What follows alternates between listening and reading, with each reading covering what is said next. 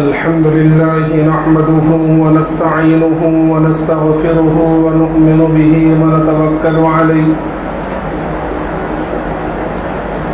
ونعوذ بالله من شرور أنفسنا ومن سيئات أعمالنا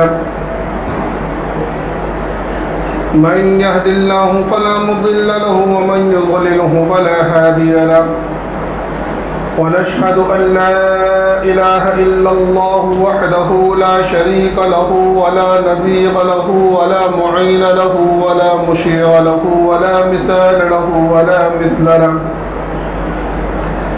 ونشهد أن سيدنا وسندنا وشفيعنا وحبيبنا ومولانا محمدا عبده ورسوله أما بعد فقد قال الله تبارك وتعالى في القرآن المجيد والفرقان الحميد فأعوذ بالله من الشيطان الرجيم بسم الله الرحمن الرحيم لقد تاب الله على النبي والمهاجرين والأنصار والذين اتبعوه في ساعة العسرة من بعد ما كاد يزيغ قلوب فريق منهم ثم تاب عليهم ليتوبوا صدق الله العظيم. قبل اس کے بات شروع ہو ایک مرتبہ بلند آواز کے ساتھ درود شریف پڑھ لیں. اللهم صل على سيدنا مولانا محمد وعلى آل سيدنا مولانا محمد وبارك وسلم كما تحب وترضى عدد ما تحب وترضى يا كريم. میرے محترم بزرگوں اور دوستوں اور عزیز ساتھیوں، پچھلے کئی جمعوں سے سیرت مبارکہ کا ذکر چل رہا ہے اور پچھلے جمعے آقا مدنی محمد عربی صلی اللہ علیہ وسلم کے آخری غزوہ یعنی غزوہ تبوک کا ذکر چل رہا تھا. میں نے بتلایا تھا کہ وہ غزوہ ہے جس میں عشق و محبت کے عجیب عجیب واقعات ہوئے، صحابہ کرام کی ایثار اور آپ کے قربانی کے واقعات ہوئے. ایک صحابی ہے حضرت علی رضی اللہ تعالیٰ عنہ، پاس میں کچھ بھی نہیں ہے، مسجد نبی میں بیٹھے ہوئے ہیں اور دیکھ رہے ہیں کہ بہت سارے صحابہ کرام آ رہے ہیں، ان کے لیے سواریوں کا انتظام نہیں ہے، ان کے پاس خود بھی کچھ نہیں ہے. رات کی تنہائی میں گھر میں پہنچے اور اللہ کے سامنے ہاتھ اٹھائے اور کہنے لگے کہ اللہ تو جانتا ہے کہ میرے پاس نہ کوئی سواری ہے اور نہ میرے جانے کا کوئی انتظام ہے، میرے پاس کوئی ساز و سامان نہیں ہے اور نہ تیرے پیارے حبیب کے پاس کچھ ہے کہ وہ مجھے کچھ دے دے. اے اللہ میرے پاس کچھ اور تو نہیں ہے، بس میں اپنی جان کو تیرے راہ میں صدقہ دیتا ہوں، میں اپنی عزت کو تیرے راہ میں صدقہ کرتا ہوں. جب صبح فجر کی نماز میں پہنچے تو اللہ کے رسول صلی اللہ علیہ وسلم نماز کے بعد ارشاد فرمایا کہ رات میں صدقہ دینے والا کون ہے؟ تو یہ کھڑے ہوئے ڈرتے ڈرتے. تو اللہ کے رسول صلی اللہ علیہ وسلم فرمایا کہ مبارک ہو، اللہ نے تیرے صدقے کو قبول کر لیا. ایک اور شخص ہے عبد العزہ نام ہے، ایمان قبول کیا فتح مکہ کے بعد میں. جب وہاں سے چلنے لگے تو چچا نے سارا سامان چھین لیا اور یہاں تک کہ جو بدن کے کپڑے تھے وہ بھی اتار لیے، بالکل ننگا. ماں کو رحم آ گیا، ماں نے ایک چادر دی جس چادر کے 2 ٹکڑے کر دیے، ایک تہبند کے طور پر باندھ دیا اور ایک کو کندھے پر رکھ دیا اور اللہ کے رسول صلی اللہ علیہ وسلم کی بارگاہ میں حاضر ہوئے. اللہ کے رسول نے پوچھا کہ کون ہو؟ کہا کہ کیا رسول اللہ عبد العزہ نام ہے اور موحد بن کر آیا ہوں، ایمان قبول کر لیا ہے. اللہ کے رسول صلی اللہ علیہ وسلم نام بدل دیا، کہا کہ آج سے تمہارا نام عبداللہ ہے اور تمہارا لقب ذوالبجادین ہے، 2 چادروں والے. جب غزوہ تبوک کا موقع آیا تو یہ بھی ساتھ میں چلے. رستے میں پہنچے تو اللہ کے رسول صلی اللہ علیہ وسلم نے ارشاد فرمایا کہ یا رسول اللہ میرے لیے دعا کر دیجئے کہ اللہ مجھے شہادت کی موت عطا فرمائے. تو اللہ کے رسول صلی اللہ علیہ وسلم نے دعا فرمائی کہ اللہ میں اس کے خون کو دشمنوں پر حرام کرتا ہوں. تو تڑپ گئے کہ یا رسول اللہ میں تو شہادت کے لیے آیا، میں تو آپ سے یہ چاہتا تھا کہ آپ میرے لیے شہادت کی دعا کریں. تو اللہ کے رسول صلی اللہ علیہ وسلم فرمایا کہ اللہ کے راستے میں جو طبعی موت بھی مرتا ہے تو اللہ اس کو شہادت کی موت کو شمار کرتا ہے اور اس کو شہادت کا ثواب دیتا ہے. تھوڑے دنوں کے بعد ہی بخار آیا اور بخار کے اندر ہی آپ جو ہے انتقال فرما گئے. اللہ کے رسول صلی اللہ علیہ وسلم خود قبر مبارک میں اترے اور دعا کی کہ اللہ میں اس سے راضی تھا، تو بھی اس سے راضی ہو جا۔ عبداللہ بن مسعود رضی اللہ عنہ فرماتے ہیں کہ جب میں نے یہ دعا سنی تو میرے دل سے ایک آہ نکلی اور میں نے تمنا کی کاش اس جگہ مجھے لٹا دیا گیا ہوتا، کہ اللہ جس کے رسول صلی اللہ علیہ وسلم جس سے رضا کا اعلان کر دے۔ بہرحال یہ قافلہ وہاں سے نکلا، میرا مطلب ہے کہ یہ چھٹنے کا بھی موقع تھا کہ اس میں منافقین پہچانے گئے، تو رستے سے کچھ منافقین واپس آ رہے ہیں، کچھ یہ بہانہ کر کے، کچھ وہ بہانہ کر کے، اور کچھ تو بغیر بتلائے، کیونکہ تاریخ کے اندر یہ لکھا ہے کہ غزوہ تبوک وہ غزوہ تھا جس میں رجسٹر دکھائی نہیں گیا، کیونکہ اتنی تعداد کی صحابہ کرام کی 30,000 سے زیادہ، تو رجسٹر نہیں بنایا گیا، رجسٹر میں نام نہیں لکھا گیا۔ تو حضرت ابو ذر رضی اللہ تعالیٰ عنہ بھی چھوٹ گئے۔ جب آگے بڑھے تو اللہ کے رسول نے پوچھا کہ ابو ذر نظر نہیں آ رہے، تو کسی نے کہا کہ شاید ابو ذر بھی پیچھے رہ جانے والوں میں ہو گئے، تو اللہ کے رسول صلی اللہ علیہ وسلم سکوت فرمایا۔ جب دوسرا دن ہوا تو صبح کے وقت دیکھا کہ دور سے ایک شخص اکیلا چلا آ رہا ہے، تو جب تھوڑا قریب آئے تو کسی نے کہا کہ کون ہے یہ، تو دوسرے نے جواب دیا کہ شاید ابو ذر لگ رہے ہیں۔ جب اور قریب آئے تو دیکھا کہ ابو ذر رضی اللہ تعالیٰ عنہ، تو اللہ کے رسول صلی اللہ علیہ وسلم نے فرمایا کہ اللہ ابو ذر پر رحم فرما کہ اس نے زندگی بھی اکیلی گزاری ہے اور اس کی موت بھی اکیلے آئے گی۔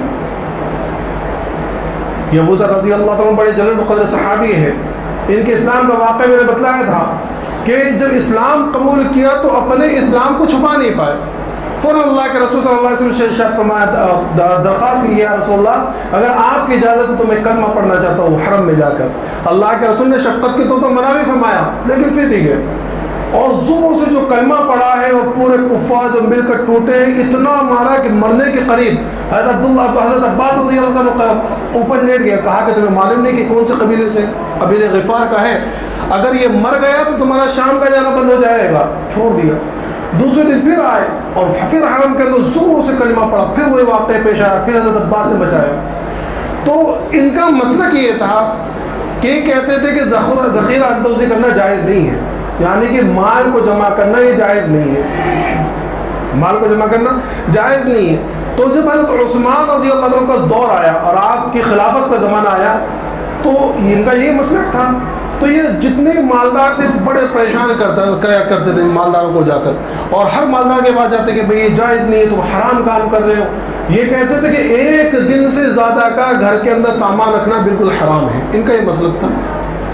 تو جب مدینے کے مالدار ذرا پریشان ہو گئے تو انہوں نے شکایت کی حضرت عثمان سے، تو حضرت عثمان نے ان کو بلایا کہ ابو ذر ایک کام کرو، شام کے اندر جا کے تمہاری زیادہ ضرورت ہے، تم ایک کام کرو ملک شام میں چلے جاؤ۔ تو ملک شام چلے گئے۔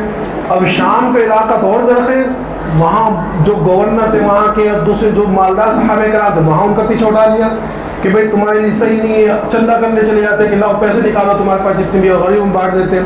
اب وہاں کے لوگ پھر وہاں کے مالدار پریشان ہو گئے، انہوں نے پھر شکایت کی حضرت عثمان نے پھر مدینہ بلا لیا، مدینہ پھر ان کی وہی حالت۔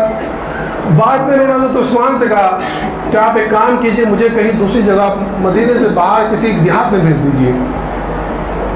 تو حضرت عثمان رضی اللہ تعالیٰ نے مدینے سے کچھ دوری پر ایک مقام تھا، مقام ربضہ، وہاں اس بستے میں بھیج دیا، یہ وہیں رہے۔ بہت سالوں بعد جب ان کا انتقال کا وقت قریب آیا تو بالکل تنہا، ساتھ میں صرف بیوی ہے اور ایک بیٹی ہے، اور اگل بغل میں کوئی نہیں ہے۔ حج کا موسم کے جتنے لوگ تھے وہ سب حج کے لیے چلے گئے، اور جو ہے کوئی رستے میں وہ نہیں۔ اب بیوی جو ہے رونے لگی، نزا کا وقت ہے، بیوی رو رہی تو پوچھنے لگے کہ بھئی کیا بات ہے، کیوں رو رہی ہو؟ تو کہنے لگی کہ تمہارے آخری وقت قریب آ گیا ہے تمہارا، میں اکیلی عورت ہوں، چٹیل میدان ہے، میں تمہاری قبر کھودوں گی کیسے؟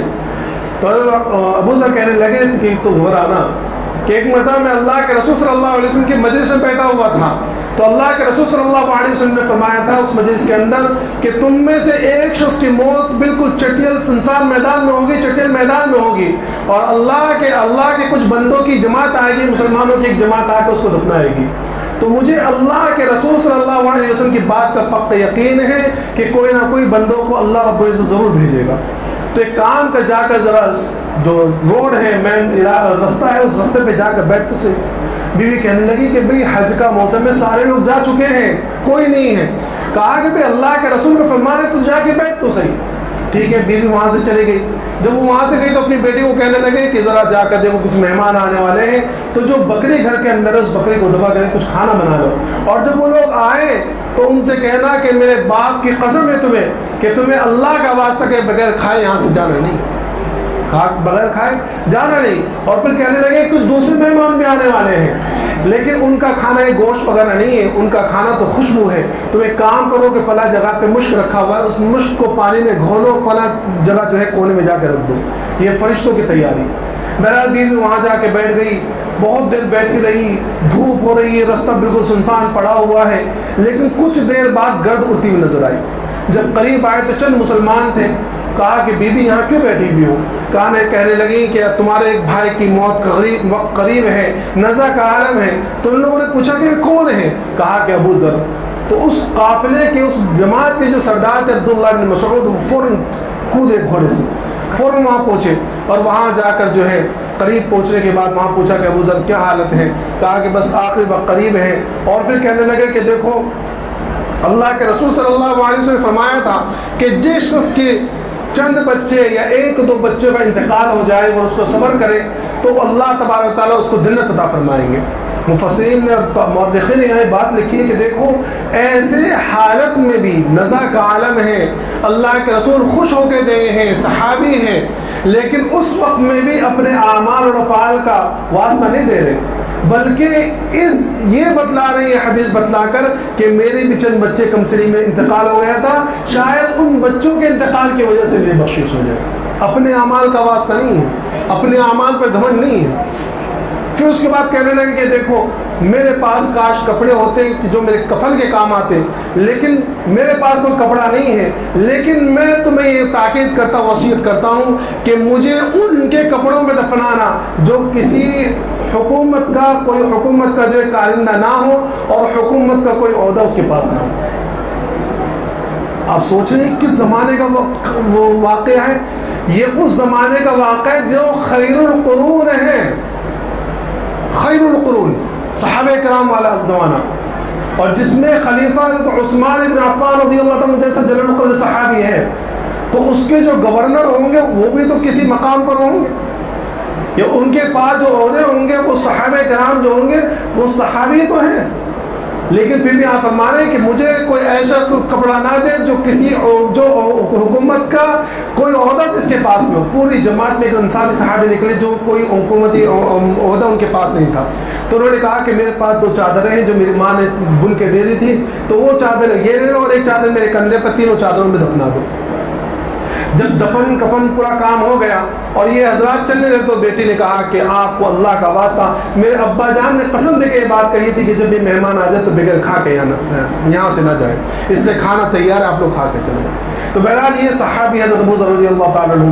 اب جب قافلہ وہاں سے آگے بڑھا، لشکر وہاں سے آگے بڑھا اور تبوک میں پہنچا ہے، تو جب وہاں پہنچا تو وہاں لڑائی کی نوبت ہی نہیں آئی. جو ہرقل نے اور شاہ روم نے جو لشکر تیار کیا تھا، اس نے جب یہ دیکھا کہ بھی ہمارا وہاں جانا تو دور کی بات ہے، یہ تو خود ہمارے ملک میں چلے آئے، تو وہ گھبرا کر پیچھے ہٹ گیا. تو اللہ کے رسول صلی اللہ علیہ وسلم نے تبوک میں جا کر قیام فرمایا. اب 30,000 کا لشکر، ان کا انتظام کرنا. جب وہاں پہنچے تو پانی ختم، کچھ کو پانی مل رہا ہے، کچھ کو نہیں مل رہا ہے. تو ایک جماعت صحابہ کرام کہہ رہے اللہ کے رسول سے فرمایا کہ یا رسول اللہ پانی بالکل ختم ہو گیا، وضو کے لیے پانی نہیں. تو اللہ کے رسول صلی اللہ علیہ وسلم نے لوٹا منگوایا اور لوٹے کے اندر تھوڑا سا پانی تھا، اس میں اپنا ہاتھ ڈال دیا، اور جب ہاتھ ڈالا ہے تو وہ لوٹا خود بخود بہنے لگا. اس میں جو پانی تھا اتنا بھر گیا کہ وہ پانی خود ہی نکلنے لگا. تو تقریباً 1,500 صحابہ کرام نے اس پانی کو پیا، اس پانی سے وضو کیا اور اپنے جانوروں کو بھی رکھ لیا. کھانے کی قلت ہوئی تو حضرت عرباض بن ساریہ رضی اللہ عنہ ایک صحابی فرماتے ہیں کہ جب کھانے کی قلت ہوئی تو ہم ایک جماعت اللہ کے رسول صلی اللہ علیہ وسلم کے پاس پہنچی. ہم نے کہا کہ یا رسول اللہ کھانے کی بڑی قلت ہے، بڑے دنوں سے فاقہ ہے، کیا کرنا چاہیے؟ تو اللہ کے رسول صلی اللہ علیہ وسلم نے حضرت ابو ہریرہ سے کہا کہ تمہارے پاس کچھ ہے؟ تو حضرت ابو ہریرہ نے کہا کہ یا رسول اللہ میرے پاس تو کچھ، میرے تھیلے کے اندر 7-8 کھجوریں ہیں. تو اللہ کے رسول نے فرمایا کہ ٹھیک ہے وہ کھجوریں لے کر آئے. وہ تھیلا لے کر آیا گیا. اللہ کے رسول صلی اللہ علیہ وسلم نے ان 7-8 کھجوروں پر اس طرح ہاتھ رکھ دیا اور کہا کہ بس کھانا شروع کریں. تو فرماتے ہیں کہ وہ 10-12 صحابہ کرام جو ہے کھانا شروع کیا انہوں نے. خود حضرت ابو ہریرہ فرماتے ہیں کہ میں نے اپنے کھجوریں شمار کی تو تقریباً 54 کھجوریں، یعنی گٹھلی جو ہوتی ہے ہاتھ میں ایک ہاتھ سے سیدھے ہاتھ سے کھاتا اور اس کی گٹھلی بائیں ہاتھ میں جمع کر لیتا. تو جب میرے بعد میں گری تو تقریباً 54 کھجوریں تھیں، 54 20 میں، یعنی ہم میں سے تقریباً ہر ایک نے 50 کھجوریں تو کھائی تھی اور 10-12 کھانے والے. تو ان 7 کھجوروں کے اندر اللہ نے اتنی برکت دی کہ تقریباً 10 لوگوں نے 50 کھجوریں کھائی. تو کچھ دنوں تک یہ سلسلہ چلتا رہا. جب کچھ دن ہو گئے تو اللہ کے رسول صلی اللہ علیہ وسلم پھر وہ آئے. اللہ کے رسول نے فرمایا کہ اب مجھے اللہ سے برکت کی دعا مانگتے میں شرم آتی ہے، اور آپ نے وہ 7 کھجور اٹھا کے ایک بچے کو دے دی. یہ بہت سارے معجزات ہوئے. بہرحال آپ نے وہاں 20 روز قیام فرمایا. 20 روز قیام فرما کر آپ وہاں سے واپس تشریف لیا. جب واپسی کا سفر ہوا تو میں نے بتلایا تھا کہ جب آپ جا رہے تو منافقین ایک مسجد بنائی تھی، مسجد کے نام سے ایک جگہ بنائی تھی، اور ان کا مقصد یہ تھا کہ اگر ہم لوگ ویسا مشورہ کرتے ہیں تو اللہ کے رسول کو اطلاع ہو جاتی ہے اور جو ہے لوگ ہمارے طرف متوجہ ہو جاتے ہیں. تو اب یہ ہم مسجد کے نام پہ ایک جگہ بنائیں گے تاکہ وہاں ہم مسلمانوں کے خلاف مشورہ کریں. تو ان لوگوں نے اللہ کے رسول صلی اللہ علیہ وسلم کو درخواست کی تھی کہ آپ جو ہے ایک نماز وہاں پڑھا دیجئے تاکہ اس برکت سے دوسرے لوگ بھی نماز پڑھ جاتے. تو جب آپ واپس آئے تو واپسی میں اللہ نے اس کی اطلاع دی تھی کہ یہ مسجد اصل میں مسجد نہیں ہے، یہ مسجد تو مسلمانوں کے مقابلے کے لیے بنائی گئی ہے اور مسلمانوں کو نقصان پہنچانے کے لیے بنائی گئی ہے. اس لیے آپ جو ہے اس مسجد میں نماز مت پڑھیے، لا تقم فی ابدا، کہ اس مسجد میں بالکل کھڑے مت ہوئیے، اس میں یہاں نماز مت پڑھیے. تو اللہ کے رسول صلی اللہ علیہ وسلم چند صحابہ کرام کو بھیجا، جاؤ، کہا کہ جاؤ اس مسجد کو جا کر آگ لگا. تو صحابہ کرام نے اس مسجد کو آگ لگا دی، جس مسجد کا قرآن کریم نے مسجد زرار کے نام سے ذکر کیا ہے. اب اللہ کے رسول صلی اللہ علیہ وسلم مدینہ منورہ تشریف لائے. اللہ کے رسول صلی اللہ علیہ وسلم کا معمول یہ تھا کہ جب آپ سفر سے واپس آتے تو اپنے گھر سے ادھر تشریف نہیں لے کے آتے، بلکہ آپ پہلے مسجد میں جاتے، مسجد میں جا کر وہاں تحیۃ المسجد پڑھتے اور کچھ وقت جو ہے وہاں قیام فرماتے تاکہ جو ملنے ملانے والے ہیں وہ وہاں آ کے مل جائیں. اب جب آپ تشریف لے آئے تو منافقین آتے، عذر کرتے کہ ہم اس وجہ سے نہیں گئے تھے، میرا یہ کام ہو گیا تھا، میری بیوی بیمار پڑ گئی تھی، عجیب عذر کرتے. اسی کو قرآن کریم نے کہا یعتذرون الیکم اذا رجعت الیہم، کہ یہ لوگ آ کر آپ کے پاس عذر بیان کر رہے ہیں. تو اللہ کے رسول ان کے ظاہر حال کو قبول فرماتے ہیں اور باطن کو اللہ کے سپرد فرماتے ہیں. ان تمام اس کے اندر منافقین کے اندر 3 صحابہ کرام ایسے تھے جن کو کوئی عذر نہیں تھا، نہ تو کوئی عذر تھا نہ وہ معذور تھے. ان کا مفصل ذکر احادیث میں بڑا آتا ہے اور قرآن کریم نے بھی ان کا خاص طور پر ان کا ذکر کیا. تو حضرت کعب بن مالک رضی اللہ عنہ، ان کے اندر ایک صحابی ہے، 3 صحابی، ایک حضرت کعب بن مالک رضی اللہ عنہ، ایک مرارہ ابن ربیع رضی اللہ عنہ، ایک ہلال ابن امیہ رضی اللہ عنہ. یہ 3 صحابی ہیں. تو حضرت اس میں سے ایک صحابی جو تھے ان کے تو ایسا تھا کہ فصل بالکل پک کے تیار تھی، تو انہوں نے سوچا، بدری صحابی ڈالا کہ ہوں، تو انہوں نے سوچا کہ میں ہمیشہ میں جہاد میں اللہ کے رسول کے ساتھ میں شریک رہا ہوں، ہر جہاد میں شریک رہا ہوں، بدر میں بھی شریک رہا ہوں، اگر اس بار نہیں جاؤں گا تو کوئی مسئلہ تو ہے نہیں، تو اس وجہ سے نہیں گئے. ایک صحابی مرارہ بن رضی اللہ عنہ کے جو ہے چند رشتہ دار جو بہت دنوں بہت سالوں سے جو باہر گئے ہوئے تھے وہ اچانک اس موقع پر آ گئے. تو انہوں نے بھی یہی سوچا کہ میں ہمیشہ تو شریک ہوا ہوں، اگر اس مرتبہ نہیں گیا تو کوئی بات نہیں، ورنہ ایسا نہیں کہ منافقین تھے. تو حضرت کعب بن مالک رضی اللہ عنہ، تو ان کا واقعہ بڑے مفصل ذکر کیا گیا ہے. تو یہ خود اپنا واقعہ بیان کرتے ہیں کہ جتنا طاقتور اور جتنا فارغ البال اس زمانے میں تھا اور جتنا مالدار اس زمانے میں تھا اس سے پہلے کسی زمانے میں نہیں تھا.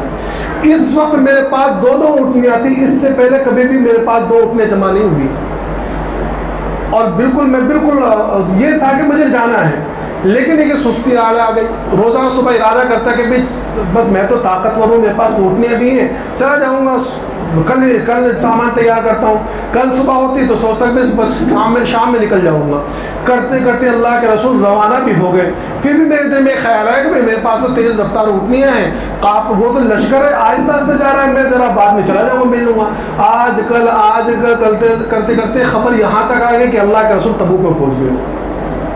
اب جب یہ خبر آئی تو اب جب میں کہتے ہیں کہ جب میں دیکھتا ہوں تو مدینہ میں عجیب ماحول کہ یا تو وہ لوگ ہیں جن کے اوپر بالکل پکا منافقین کا بدنما داغ لگ چکا ہے کہ بھائی منافق ہیں، یا پھر معذور یا پھر بچے.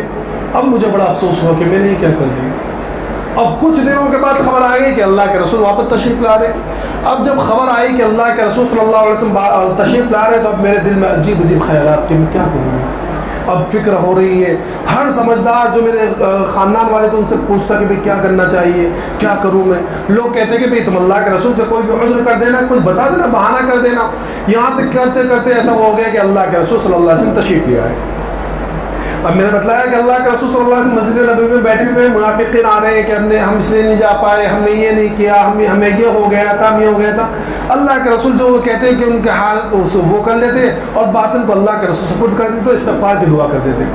جب یہ آئے تو ان کے رشتہ داروں کو سمجھایا کہ بھائی دیکھو ایسا کرو, لوگ عذر کر رہے, تم بھی کوئی بتلا بہانہ کر لینا. تو ان کے دل میں بھی خیال ہے کہ ہاں بھائی کچھ ایسے کر لیتا ہوں. پھر دل میں خیال ہے کہ نہیں, اگر عام آدمی کا مسئلہ ہوتا تو میں کر بھی لیتا, لیکن یہاں تو معاملہ اللہ کے رسول صلی اللہ علیہ وسلم کا ہے.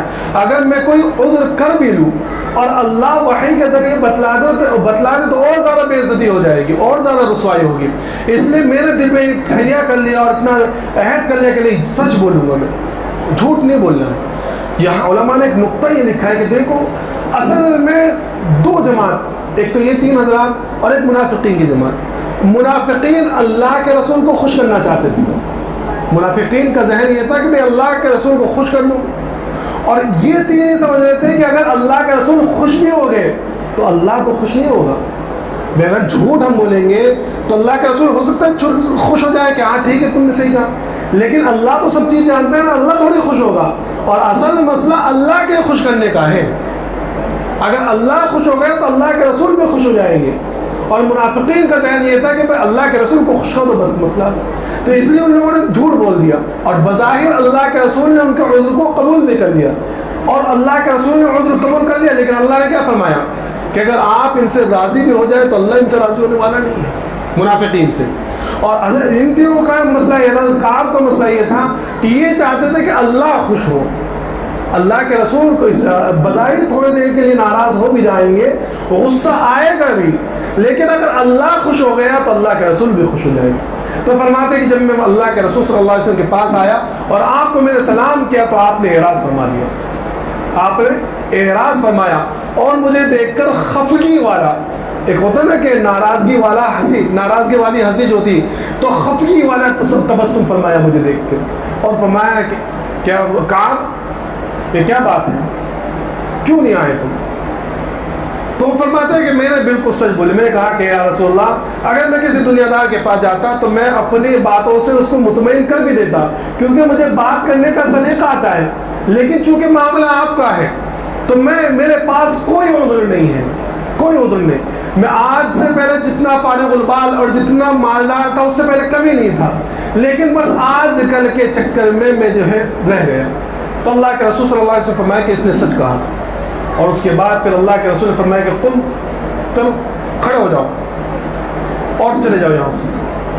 اب سوچئے کہ کسی صحابی کو اللہ کے رسول یہ کہہ دے کہ چلو نکلو یہاں سے, تو اس کے دل پر کیا گزرے گی. سمجھ میں آنا ہے کہ صحابہ کرام جو محبت اللہ کے رسول سے کرتے تھے, میں یہ کہتا ہوں کہ دنیا میں کبھی کسی نے کسی سے نہیں کی ہوگی جو محبت ایک صحابی اللہ کے رسول سے کرتے تھے. تو ایسے محبت کرنے والے کو اگر اس کا محبوب یہ کہہ دے کہ چلو نکلو یہاں سے, کھڑے ہو جاؤ, آنا نہیں میرے پاس سامنے, تو اس کے دل پہ کیا گزرے گی. فرماتے کہ میں وہاں سے نکلا اور کہا کہ تمہارا فیصلہ تو اللہ کرے گا. تو بہرحال جب میں وہاں سے نکلا تو میرے قبیلے والوں نے مجھے بڑی ملامت کی, بنو سلمہ نے, کہ تم بیکار میں تم سر, کہ اگر تم بھی کوئی عذر کر دیتے تو تم جیسے منافق دوسرے لوگوں کا عذر قبول کیا جائے تمہارا بھی عذر قبول ہوتا. بعد میں تو اللہ کے رسول سے استغفار کی دعا کر لیتے, اللہ کے رسول استغفار کرتے تھے, اللہ تمہیں معاف کر دیتا. لیکن تم نے کیا غضب کر دیا. تو میں نے کہا کہ نہیں, مجھے تو سچ بولنا تھا, بس یہ بتاؤ کہ میرے علاوہ بھی کوئی ہے جن کے ساتھ یہ معاملہ پیش آیا.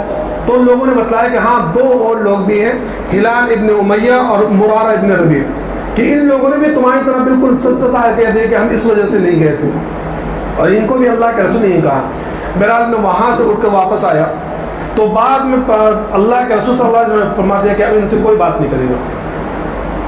اللہ کے رسول تو ناراض تھے, اللہ کے رسول نے بھی اعلان کر دیا کہ اور کوئی دوسرا بھی بات نہیں کرے گا. حضرت کعب فرماتے کہ معاملہ ایسا ہو گیا کہ پورے مدینے مجھ سے کوئی بات کرے, کوئی مجھ سے بات نہیں کرے. فرماتے کہ ایسا ہو گیا کہ زمین, قرآن خود کہہ رہا ہے کہ ایسا کیا ہو گیا کہ زمین ان پر اپنے وسعت کے باوجود تنگ ہو گئی اور زندگیاں ان کے اوپر تنگ ہو گئی کہ کوئی بات کرنے کو تیار نہیں. اچھا یہاں بھی ان کا عشق دیکھیے اور ان کا اخلاص دیکھیے کہ اگر کوئی دوسرا ہوتا نا، یا آج کے زمانے میں ہم جیسے لوگ ہوتے تو کیا سوچتے کہ یار عجیب اتنا قربانی دی ہے، اتنے جہاد میں شریک ہوئے، اتنے ساتھ میں گئے، اگر ایک مرتبہ نہ گئے تو اس میں اتنی ناراضگی اور پھر دوسروں کو ہی منع کر دیا. یہ ذہن میں آتا ہے نا. آپ دیکھیے یہ جو ایسا ہوتا ہے نا کہ یہ جب آزمائشیں آتی ہیں اور جب اس طرح کے معاملات ہوتے ہیں، جب پتہ چلتا ہے کہ بھائی کون اپنے کون پرایا ہے، تو لوگوں نے کہا بھی کہ بھائی تم نے کیا کیا.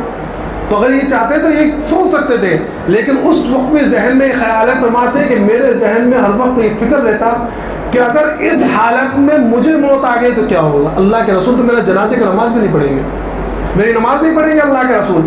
اور اللہ نہ کرے خدا نہ خواستہ اللہ کے رسول اس دنیا سے پردہ فرما جائے تو پھر کوئی دنیا کا کوئی آدمی مجھ سے بات نہیں کرے گا. کون اللہ کے رسول کی مخالفت کر سکتا ہے؟ تو ہمیشہ ذہن میں یہ رہتا کہ کیا ہوگا پتہ نہیں. تو میرے جو دو ساتھی تھے وہ تو بیچارے بوڑھے تھے، وہ تو اپنے گھروں کے اندر بیٹھ گئے، بس گھروں کے اندر روتے رہے. میں ذرا طاقتور تھا، قوی تھا، جوان تھا، تو میں بازاروں میں جاتا، نماز پڑھنے کے لیے مسجد نبوی میں جاتا.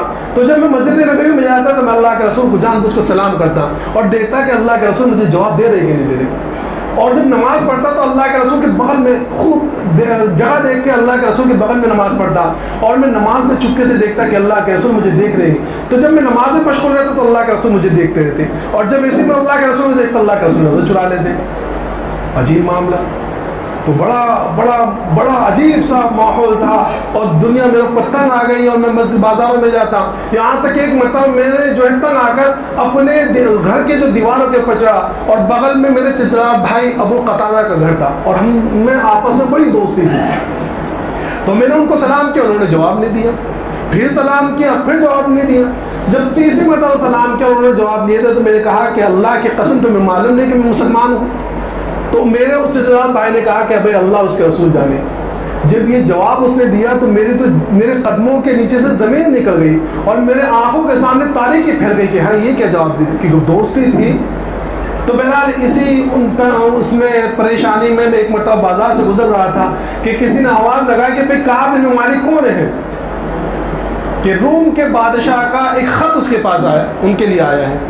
تو لوگوں نے میرے طرف اشارے سے کہا تو دیکھا کہ اس کے اندر غسان کے بادشاہ کا خط تھا اور خط کے اندر لکھا تھا کہ میں نے یہ سنا ہے کہ تمہارے آقا نے تمہارے پر بڑا ظلم کر رکھا ہے، تمہیں ایسی ذلت کی جگہ پہ رہنا نہیں چاہیے، تم ہمارے پاس آؤ، ہم تمہیں عزت کے ساتھ رکھیں گے. جب یہ خط پڑھا ہے سوچو کس کے لیے آیا ہے؟ ایک عام انسان کے لیے کسی بادشاہ کا خط آیا ہے اور ایسے وقت میں جیسے واقعہ پورا بائیکاٹ کیا ہوا تھا. لیکن ایسے وقت میں ایمان نہیں ڈگمگایا.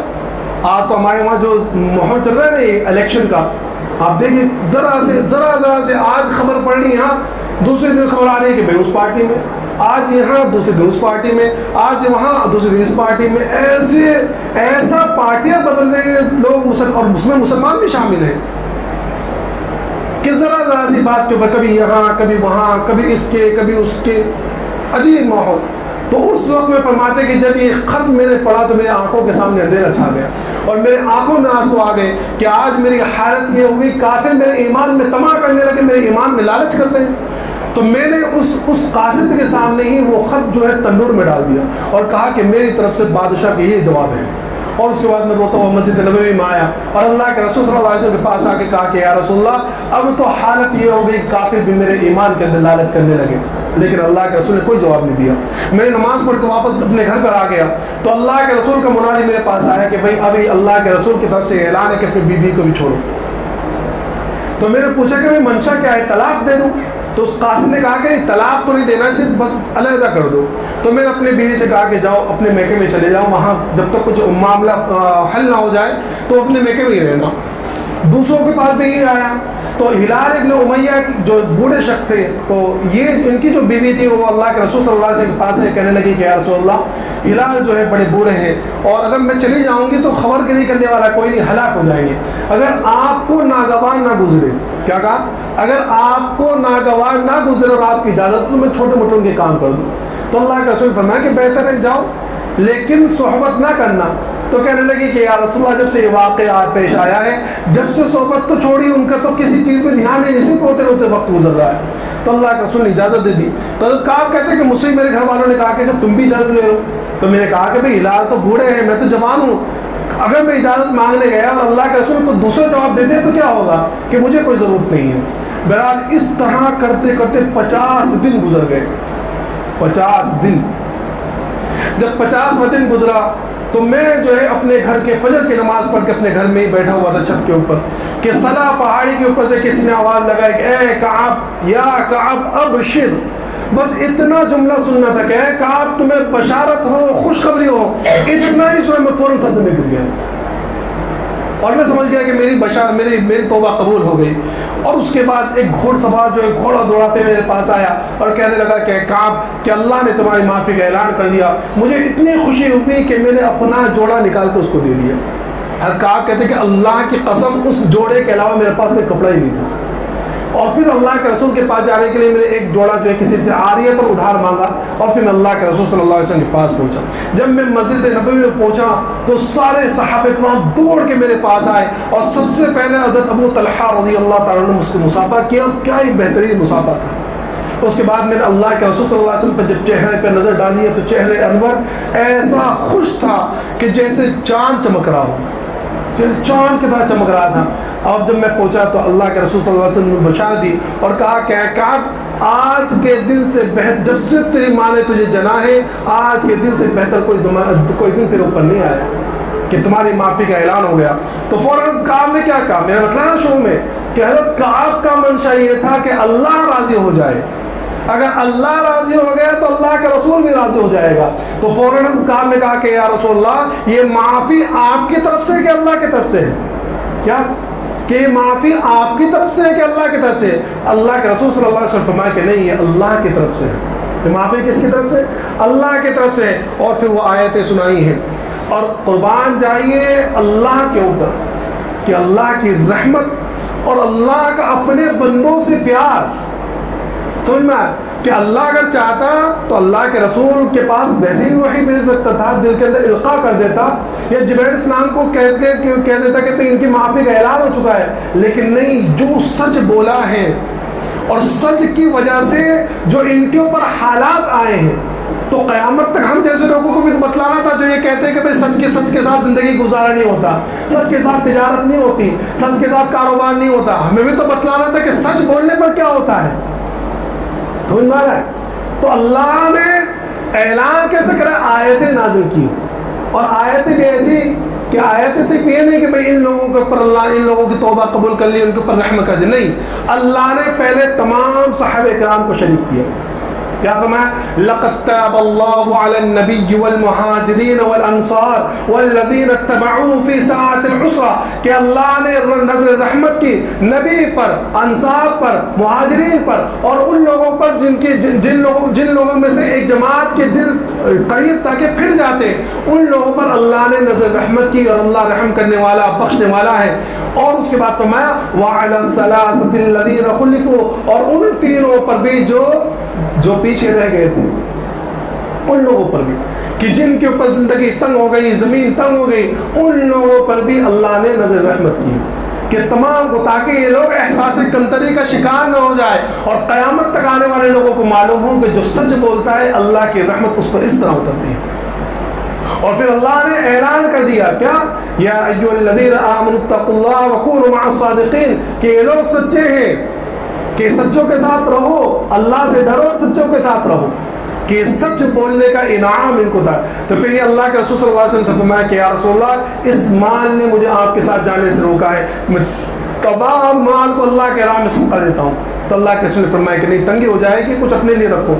کہا کہ یا رسول اللہ میں خیبر کا جو حصہ وہ رہنے دیجیے, باقی سارا اللہ کے راہ میں صدقہ کرو. یہ غزوہ تبوک ہے. تو اس کے بعد میں جو ہے یہ آخری غزوہ اللہ کے رسول صلی اللہ علیہ وسلم کا, یہ 9 ہجری کا واقعہ ہے. اسی 9 ہجری کے اندر دوسرے واقعات بھی آئے ہیں. حضرت آپ کی جو صاحب حضرت ام کلثوم رضی اللہ تعالیٰ کا انتقال ہوا, آج جب ان کو دفنا کے واپس ہوئی تو آپ نے فرمایا کہ کاش میری اور بھی بیٹی ہوتی ہے تو میں ہر بیٹی کو ایک کے بعد ایک عثمان کے نکاح میں دیتے جاتا. اسی 9 ہجری کے اندر زنا ہوا, زنا کی جو سزا تھا اس کا نفاذ ہوا کہ ایک عورت نے زنا کیا اور پھر اس کے بعد اس نے بچہ جنا, اس کے بچے کو بڑے ہونے تک اس کو روکا گیا, اس کے بعد زنا کی حد جاری کی گئی اور پھر اس کی توبہ ہوئی, تو اس کی توبہ کے اوپر کسی نے اعتراض کیا تو اللہ کے رسول فرمائے کہ اس نے ایسی توبہ کی ہے کہ اگر یہ توبہ سارے مکہ والوں کو مار دیتی تو سارے مکہ والے کی اللہ مغفرت فرما دیتا.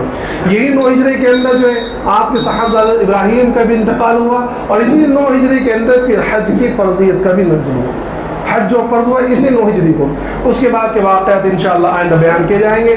اللہ تبارک و تعالی تمام کو کہنے سننے کے ساتھ عمل کی توفیق عطا فرمائے. وآخر دعوانا الحمد للہ رب العالمین.